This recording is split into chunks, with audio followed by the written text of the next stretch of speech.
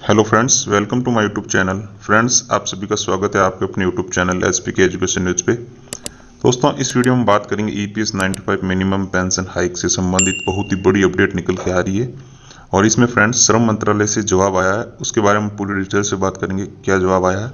और 7500 minimum 7500 plus DA के साथ महंगाई भत्ता, चिकित्सा सुविधा थी, उच्चतम पेंशन भुगतान पर श्रम मंत्रालय से जवाब आया, उसके बारे में देखेंगे।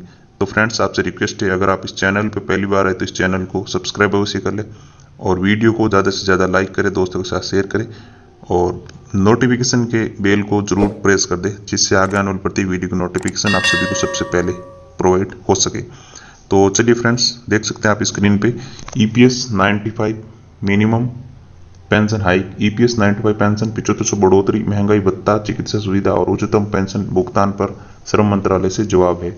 पूरी डिटेल से बात कर लेते हैं क्या जवाब आया। ईपीएस 95 पेंशन धारक अपनी न्यूनतम पेंशन बढ़ोतरी के लिए इंतजार कर रहे हैं। देश के 65 लाख वर्ग ईपीएस 95 पेंशन धारक के लिए महत्वपूर्ण खबर निकल कर आ रही है। सभी ईपीएस 95 पेंशन धारकों को अवगत है कि पिछले दिनों मथुरा सांसद माननीय श्रीमती हेमा मालिनी जी के द्वारा एक प्रपत्र ईपीएस 95 पेंशन धारकों की न्यूनतम पेंशन वृद्धि समेत राष्ट्रीय संघर्ष समिति के द्वारा की जा रही थी 4 सूत्रीय मांगों का जिक्र करते हुए माननीय श्रम मंत्री व प्रधानमंत्री जी के नाम पर पत्र लिखा गया था, जिसके जवाब में श्रम मंत्रालय की ओर से एक प्रपत्र लिखकर 28 अक्टूबर को जवाब दिया गया है। तो वो देख लेते हैं क्या जवाब दिया गया। इस पत्र में ईपीएस 95 के तहत पेंशन बढ़ोतरी पर जवाब दिया गया है। संतोष कुमार गंगवार, राज्य श्रम और रोजगार मंत्री, स्वतंत्र प्रभार, भारत सरकार की ओर से 26 अक्टूबर 2020 को मथुरा सांसद हेमा मालिनी जी को उनके पत्र दिनांक 20 सितंबर 2020, जिसमें राष्ट्रीय संघर्ष समिति के पत्र दिनांक 13 मई 2020 के अनुसार ईपीएस 95 पेंशन वृद्धि के लिए मांगों का जिक्र किया गया था और उसका जवाब दिया गया है। इस पत्र में कहा गया कि ईपीएस 95 राष्ट्रीय संघर्ष समिति द्वारा उठाए गए मांगों के संबंध में ये याद दिलाना चाहूंगा कि मेरे मंत्रालय ने 2018 के बाद से वित्त मंत्रालय के साथ ईपीएस 95 के तहत न्यूनतम पेंशन में वृद्धि का मुद्दा उठाया है। 9 सितंबर 2020 को सचिव श्रम और रोजगार मंत्रालय द्वारा वित्त मंत्रालय को एक प्रस्ताव भेजा गया है। इसके अलावा वित्त मंत्रालय को 19 अक्टूबर 2020 को फिर से याद दिलाया गया है।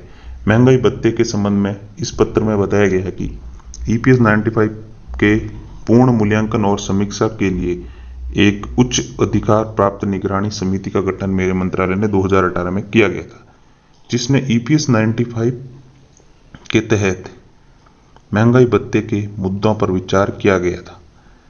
समिति की सिफारिश के तहत ईपीएस 95 के तहत स्वीकार्य पेंशन को महंगाई भत्ते की लागत के साथ जोड़ना संभव नहीं है। महंगाई भत्ता, ये देख सकते हैं आप क्या, इसमें महंगाई भत्ते के साथ में पेंशन को जोड़ना संभव नहीं है। महंगाई भत्ता, चिकित्सा सुविधा और उच्चतम भुगतान, ईपीएस 95 के पेंशनरों को चिकित्सा लाभ के संबंध में मैं बताना चाहता हूं कि ईपीएस 95 में ऐसा कोई प्रावधान नहीं है। हालांकि ईपीएस 95 में चिकित्सा लाभ देने के लिए एक पायलट योजना 1000 रुपये प्रति माह पेंशन पाने वाले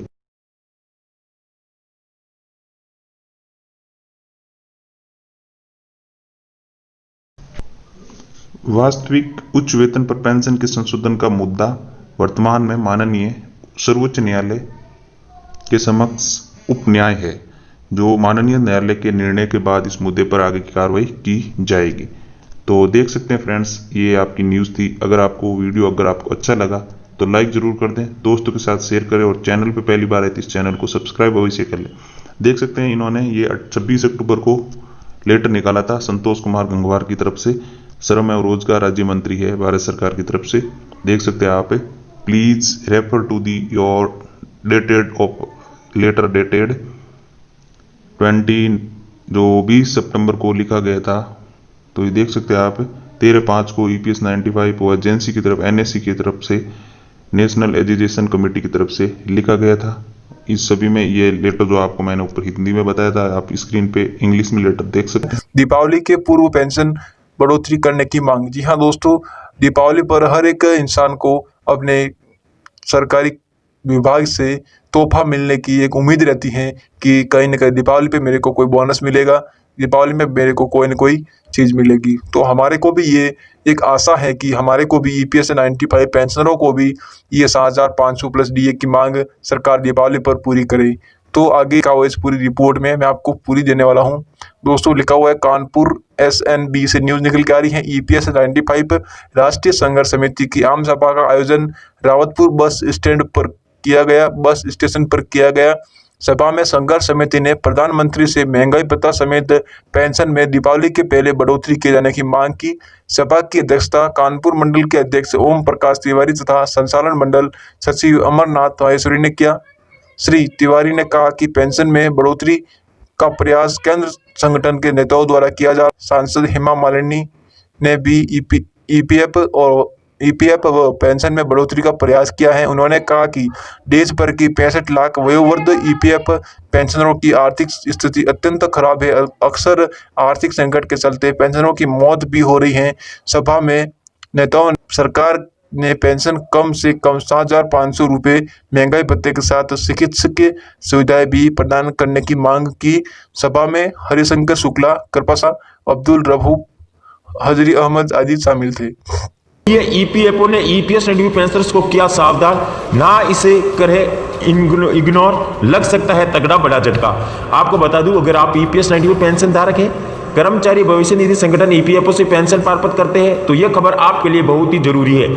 ईपीएफओ ने हाल ही में ट्वीट करते हुए ईपीएस 95 पेंशनर्स को अलर्ट किया है। अगर उनके आपकी पेंशन को शुरू हुई 1 साल से कम समय हुआ है या फिर आपने दिसंबर 2019 या उसके बाद अपना जीवन प्रमाण पत्र यानी लाइफ सर्टिफिकेट जमा किया है, तो आप नवंबर 2020 में जीवन प्रमाण पत्र नहीं भी जमा करते हैं तो भी कोई परेशानी नहीं है, क्योंकि ईपीएफओ की तरफ से ट्वीट कर यह जानकारी दी गई है कि नवंबर 2020 के महीने में लाइफ सर्टिफिकेट जमा न करें। अगर आपकी पेंशन को शुरू हुए 1 साल से कम समय हो रहा है या फिर आपने अपना जीवन प्रमाण पत्र दिसंबर 2019 या उसके बाद जमा किया है, तो साथ ही ईपीएफओ ने कोरोना काल में अनावश्यक भीड़ से बचने की लोगों को सलाह दे रहा है। इसी के अलावा एक अन्य ट्वीट के जरिए ईपीएफओ की तरफ से लाइफ सर्टिफिकेट जमा करने के तरीकों को बताया गया है। संगठन ने ट्वीट किया है कि जिन लोगों को जीवन प्रमाण पत्र नवंबर में ही जमा करना है, उन्हें डिजिटल विकल्प दिए गए हैं। ईपीएफओ ने बताया है कि आप अपना जीवन प्रमाण पत्र निकटतम सीएससी केंद्र में जमा कर सकते हैं। इसी के अलावा पेंशन धारक अपने बैंक की शाखा अपने उमंग ऐप पर लाइफ सर्टिफिकेट जमा कर सकते हैं। वही अगर आपके अपने निकट सीएससी केंद्र का पता करना है, तो आप इसके लिए जो यहाँ पर लिंक दिया गया है आप देख सकते हो, locator.com/call.com, इन पर लॉग ऑन कर सकते हैं। देश भर में चल रही महामारी को देखते हुए लाइफ सर्टिफिकेट जमा कराने के लिए ये राहत दी गई है। बता दें कि पेंशन पाने के लिए सभी पेंशन धारकों को हर साल नवंबर महीने में लाइफ सर्टिफिकेट यानी जीवित होने का प्रमाण पत्र जमा करना पड़ता है। जीवन प्रमाण पत्र पेंशन के जीवित होने का सबूत है। तो दोस्तों, लाइफ सर्टिफिकेट जमा करने के लिए पहले पेंशनर्स को बैंक या पोस्ट ऑफिस जाकर इसे जमा कराना होता था, लेकिन अब ऑनलाइन लाइफ सर्टिफिकेट जमा कराने की सुविधा शुरू होने के साथ पेंशन भोगी काफी राहत मिलेगी। बता दें कि सरकार की तरफ से पेंशनर्स को राहत देने के लिए नवंबर 2014 में जीवन प्रमाण सुविधा लॉन्च की गई है। साथ ही डाक विभाग द्वारा पेंशन धारकों के लिए घर पर जाकर जीवन प्रमाण पत्र जमा कराने की सुविधा शुरू की गई है। ईपीएफ में इन नियमों का किया पालन तो सीधे मिलेगा 50,000 रुपये का फायदा। कर्मचारी भविष्य निधि संगठन ईपीएफ सब्सक्राइबर्स को अपने ईपीएफ अकाउंट से जुड़े कुछ अहम नियमों की जानकारी नहीं होती है। यही कारण है कि कुछ लोग अपने अकाउंट से जुड़े बेनिफिट का भी फायदा नहीं ले पाते हैं, साथ ही नुकसान की संभावना बनी रहती है।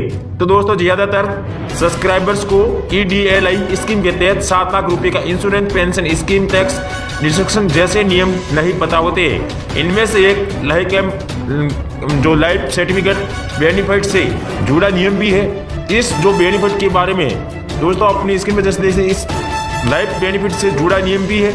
इस बेनिफिट में अगर आप कोई कर्मचारी लगातार 20 साल तक अपने ईपीएफ खाते में योगदान नियमित रखता है, तो उन्हें रिटायरमेंट के समय 50,000 रुपये तक लाभ मिल सकता है। दरअसल सभी ईपीएफ अकाउंट होल्डर्स को सलाह दी जाती है कि वो अपनी नौकरी बदलने के बाद भी एक ही ईपीएफ अकाउंट में योगदान करते हैं। इससे उन्हें लगातार 20 साल तक एक ही अकाउंट में योगदान करने के बाद भी बेनिफिट का लाभ नहीं मिल सकता है। तो दोस्तों, आपको बता दूं, जो ईपीएफओ एक्सपर्ट का कहना है कि जो सीबीडीटी ने जो कि बेनिफिट का लाभ उन अकाउंट होल्डर्स तक पहुंचाने की सिफारिश की है जिन्होंने 20 साल तक अपने ईपीएफ अकाउंट और ईपीएफ अकाउंट में योगदान किया है। केंद्र सरकार इसकी मंजूरी दे दी है। इसका मतलब है कि अगर आप कोई इसके लिए योग्य है तो उन्हें 50,000 रुपये तक का अंतरिक्ष फायदा मिलेगा। आपको बता दूं, लियोटिड कम लाइफ बेनिफिट के तहत 5,000 रुपये तक की बेसिक सैलरी वाले लोगों को 30,000 रुपये तक का लाभ भी मिल सकेगा। 5,001 रुपये से लेकर 10,000 रुपये तक के बीच बेसिक सैलरी वालों को 40,000 रुपये के फायदे मिलेगा और 10,000 रुपये से ज़्यादा बेसिक सैलरी वाले हैं तो उन्हें 50,000 रुपये का फायदा मिलेगा। ईपीएफ सब्सक्राइबर्स को इसका लाभ लेने का सबसे बेहतर तरीका यह है कि अगर वो अपनी नौकरी बदलते भी है तो एक ही ईपीएफ अकाउंट को जारी रखें। इसके लिए आपको अपने पुराने नियोक्ता और मौजूदा नियोक्ता को जानकारी देनी होती है। आमतौर पर नौकरी करते समय पीएफ विड्रॉल नहीं करने की सलाह दी जाती है। जो सब्सक्राइबर्स को इससे इनकम टैक्स समेत रिटायरमेंट फंड में नुकसान हो सकता है, इससे उन्हें पेंशन बेनिफिट और लायबिलिटी का भी नुकसान होता है। तो दोस्तों, अगर हमारे द्वारा दी गई इस वीडियो की जानकारी आपको पसंद आए तो वीडियो को लाइक शेयर अपने दोस्तों के साथ ज़्यादा से ज़्यादा करें। इसी के साथ जय हिंद जय भारत। आपका दिन